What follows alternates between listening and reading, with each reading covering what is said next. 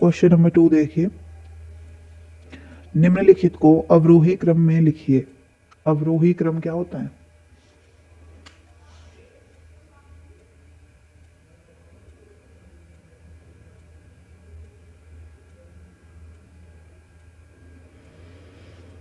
ये होता है, इसको बोला जाता है घटता हुआ क्रम।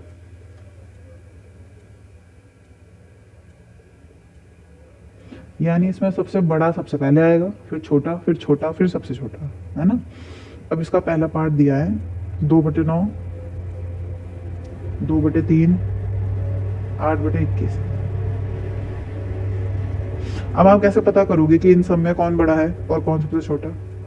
इसके लिए हम क्या करते हैं, जो हर है हमारे वो हम बराबर कर लेते हैं। तो जब हर बराबर हो जाता है ना, तो अंश में जो छोटा होता है वो छोटा होता है और जो बड़ा होता है वो बड़ा। देखो अब हर बराबर करने के लिए क्या चाहिए, इनका एलसीएम चाहिए पड़ेगा। किस किस का? इनके जो हर हैं इनका। 9, 3, 21। 3 से करेंगे पहले, 3 3 9, 3 एकम 3, 3 7 21। 3, 3 एकम 3, 1 का 1, 7 का 7। फिर 7 से करेंगे, एकम एकम 7 एकम 7। इनके गुणा कर देंगे, 7 तिया 21, 21 तिया 63। तो यानी हमें जो इसका जो एलसीएम आया वो आया 63। इनके हरों को हमें 63 बनाना है। हम कैसे बनाएंगे? पहले है 2/9, मैं थोड़ा दूर दूर लिख ले रही हूँ, है ना, चेंज करने के लिए। फिर है 2/3 और फिर है 8/21। इसको 63 बनाने के लिए क्या करेंगे? 9 7 63 होता है ना, 7 से गुणा। इसकी गुणा 7 से हो रही है, ऊपर भी 7 से गुणा होगी। बताया था अभी कि अंश में भी गुणा होगी, जिसकी गुणा हर में होगी उसकी अंश में भी की जाएगी। इसको 63 बनाने के लिए क्या करेंगे? इसके हर को 63 बनाने के लिए 21 से गुणा, है ना, 21 तिया 63 होता है। तो ऊपर भी 21 से गुणा, और इसको 63 बनाने के लिए 21 को 3 से, 21 तिया 63। तो यहाँ भी 3 से। आया इतना समझ में कि हम जो हर है इसको 63 बनाने के लिए हम यहाँ पे ट्राई कर रहे हैं। अब इसको सॉल्व कर लो। 7 दूनी 14/63, 21 दूनी 42/63, और ये हो गया 8 तिया 24/63। आया समझ में? तो अब देखो, अब कौन छोटा कौन बड़ा है? देखो सबसे छोटा ही है, क्यों? इस अब इसके, इसके और इसके हर तो हो गए बराबर, तो अंश में जो छोटा है वही छोटा है। ये सबसे छोटा है, उसके बाद ये, और सबसे बड़ा ये है। लेकिन हमें लिखना कैसे है? अवरोही क्रम में, यानी घटते हुए क्रम में। सबसे बड़ा हमें सबसे पहले लिखना है, तो सबसे बड़ा ये है। अब सबसे बड़े में हम ये नहीं लिखेंगे, ये आया कहाँ से? इससे आया ना 2/3, क्योंकि क्वेश्चन तो हमारे लिए ये है ना, ये तो हमने चेंज किया है। तो क्योंकि 42/63 सबसे बड़ा है, यानी 2/3 सबसे बड़ा है, तो इसको सबसे पहले लिख लेंगे। अब बड़ा है तो बड़े की इस तरफ से साइन लगाएंगे। इस साइन को पता है आपको, जहां से ये बंद होता है उस तरफ तो छोटा होता है, और जिस तरफ से ये खुला है उस तरफ बड़े का साइन होता है। सबसे बड़ा हो गया ये। अब देखो, इससे छोटा कौन सा है? इससे छोटा ये है 24, है ना, क्योंकि यहाँ तो 14 है। तो यानी 8/21। तो अब लिख देंगे 8/21। और सबसे छोटा कौन सा है? ये किससे आया है? इससे, 2/9 से। तो ये इसका अवरोही क्रम हो गया, सबसे बड़ा ये, उससे छोटा ये, और सबसे छोटा ये। ठीक है, इसी तरह सेकंड पार्ट देख लो, इसका सेम है बिल्कुल, आप लोग खुद भी कर सकते हैं ट्राई इसको।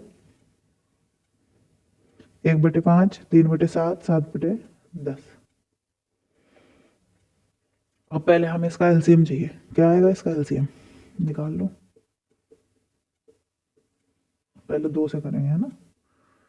2 पंजे 10, 5 एकम 5, 7, 5 एकम 5। फिर 7 से करेंगे, 7 पंजे 35, 35 दूनी 70, 70 आ गया इसका एलसीएम। यानी हमें इसके हरों को किसके किस रूप में बनाना है? 70 के रूप का। अब इन्हें अलग लिख लो, 1/5, थोड़ा गैप करके लिखो 3/7, और फिर है 7/10। इसके हर को 70 बनाने के लिए 5 की गुणा किससे करेंगे? बताओ।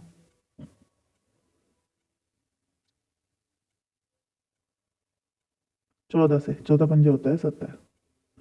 तो ऊपर अंश की गुणा भी 14 से होगी। इसको 70 बनाने के लिए 10 से करेंगे, ऊपर भी 10 से गुणा होगी। इसको 70 बनाने के लिए 7 से करेंगे, तो ऊपर भी 7 से।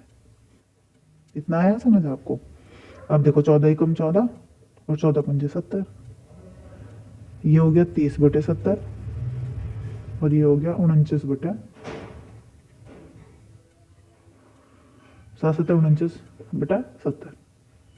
अब इसका इसका और इसका हर हो गया ना बराबर, तो अंश में देख लो, जो छोटा है वो छोटा है और जो बड़ा है वो बड़ा।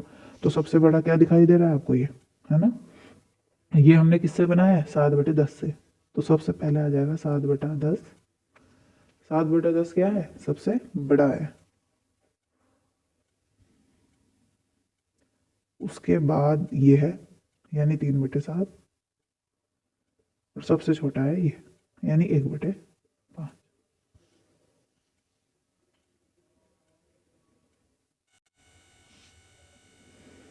अब देखिए क्वेश्चन नंबर 3। एक जादुई वर्ग में प्रत्येक पंक्ति, प्रत्येक स्तंभ एवं प्रत्येक विकर्ण की संख्याओं का योग समान होता है। अगर आपको याद हो तो मैंने मायावी वर्ग पढ़ाया था आपको चैप्टर नंबर 1 में, उसी टाइप का है ये। उसमें मैंने बताया था ना कि जो रो है ये रोज है, ये कॉलम्स हैं, है ना, स्तंभ, और ये विकर्ण है इसके, ऐसे डायगोनल्स। तो इन तीनों का योग जब हम करते हैं तो वो बराबर आता है किसमें? जादुई वर्ग में। अगर ये जादुई वर्ग होता है तब। तो हमसे क्वेश्चन किया है कि क्या यह एक जादुई वर्ग है, और ये हमें दे रखा है डायग्राम। तो अगर ये जादुई वर्ग होगा तो क्या होगा? जो इसकी रो को अगर हम जोड़ेंगे तो उनके आंसर्स, इनके स्तंभों को जोड़ेंगे उनके आंसर्स, और विकर्णों को जोड़ेंगे तो उनके आंसर बराबर आने चाहिए। अब देख लो, मैं पहले इस रो को जोड़ रही हूँ, ठीक है ना, यहाँ पे लिख रही हूँ मैं इसका आंसर। अब देखो, अभी तक जो हमने जोड़ा है उसमें हर अलग अलग होते थे ना, और हम एलसीएम निकालते थे, और एलसीएम निकाल के क्या करते थे? हरों को बराबर किया जाता था। अब यहाँ पे तो हर पहले से बराबर है, तो डायरेक्ट हम इन्हें जोड़ देंगे ऊपर वाले अंश को। तो 9 और 2 कितना हो गया? 11, और 4 15, 15/11। इसको जोड़ो इन तीनों को, 5 3 8, 8 7 15, 15/11। इनको जोड़ो, 8 9 10, 15/11। अब ऐसे में जोड़ेंगे, ये है स्तंभ, ये इस तरह से, इस तरह से, तो जो ऐसे है सीधी, ये तो रोज है, पंक्ति, ये स्तंभ है ऐसे नीचे।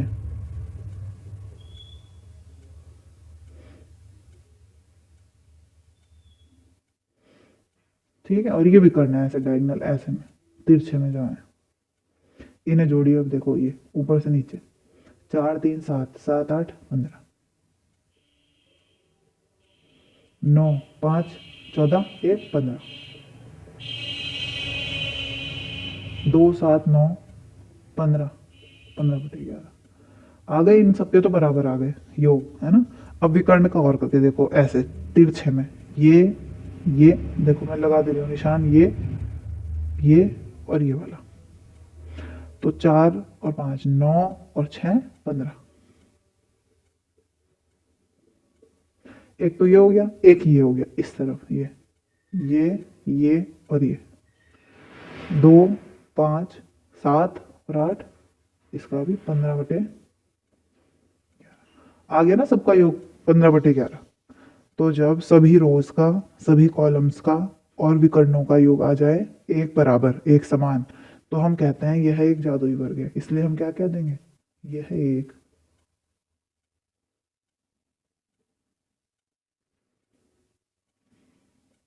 जादुई वर्ग